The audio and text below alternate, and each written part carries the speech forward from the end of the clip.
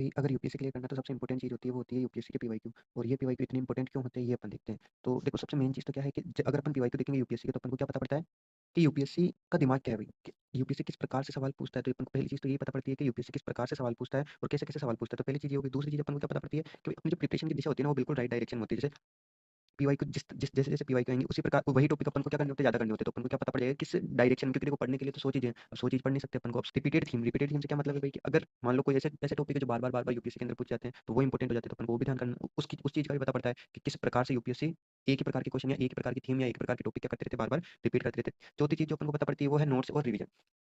भाई नोट्स और रिवीजन क्या है कि देखो जैसे अपन यूपीएससी की पीवाईक्यू करेंगे तो अपना रिवीजन होगा, साथ के साथ अपने नोट्स है वो किस डायरेक्शन में बनेंगे, परीक्षा के डायरेक्शन में बनेंगे। इससे अपने को क्या पता पड़ जाएगा कि हाँ भाई ये वाला टॉपिक इंपॉर्टेंट है, ये वाला टॉपिक इंपॉर्टेंट नहीं है, इसको ज़्यादा पढ़ना है, इसको कम पढ़ना है। उसके साथ के साथ जो रिवीजन भी अपना होता रहेगा। उसके बाद में अगली चीज़ आती है वो होती है आंसर राइटिंग में। आंसर राइटिंग में भी बहुत ज़्यादा ही हेल्पफुल होती है पीवाईक्यू। जैसे देखो सबसे ज़्यादा दिक्कत आती है आंसर राइटिंग में, क्योंकि अपन पता ही नहीं होता भाई क्या कर रहे हैं, क्या नहीं कर रहे हैं, कैसे लिखना है, कैसे नहीं लिखना है। तो अगर अपन यूपीएससी के मॉडल आंसर देखते हैं ना तो अपन को पता पड़ता है जो पिछले साल के जो टॉपर है उनके ऊपर आंसर देखते हैं तो अपन को पता पड़ता है हाँ भाई इन्होंने ऐसे आंसर लिखे हैं, इन्होंने ऐसे आंसर लिखे, तो अपन सही से और सही चीज़ें अपन डिलीवर कर पाएँगे, ठीक है। अगला है भाई अपना क्या बचता है, टाइम बचता है। टाइम कैसे बचता है भाई? टाइम बचेगा ही भाई अगर अपन सही डायरेक्शन में जाएँगे तो टाइम तो बचना ही है। ये नहीं कि अपन को जाना है इस रास्ते पे और दूसरे रास्ते पे चले। पीवाईक्यू का क्या है, क्या पीवाईक्यू अपन को रास्ता बताता है कि अपन को इसी रास्ते पे चलना है बिल्कुल साथ के साथ।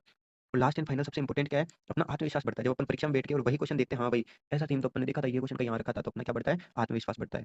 ठीक है? तो ये इंपॉर्टेंस है पीवाईक्यू की। पीवाईक्यू क्यों इंपॉर्टेंट है? और हम शुरू करने जा रहे हैं भाई पीवाईक्यू का एक सीरीज जिसके अंदर अपन पीवाईक्यू देखेंगे और पीवाईक्यू से रिलेटेड जो क्वेश्चन आगे पूछे जा सकते हैं, जैसे यूपीएससी 2026 आने वाला है, इसमें कौन-कौन से क्वेश्चन रिपीट हो सकते हैं, क्या इंपॉर्टेंट है, वो सारी चीज़ें अपन उसके अंदर बताएँगे और इंपॉर्टेंट क्वेश्चन भी बताएँगे। ठीक है? टॉपिक के साथ में। तो जुड़े रहें, सब्सक्राइब कर लो चैनल को ताकि तुम्हारा ही फ़ायदा होगा बहुत ज़्यादा। ठीक है?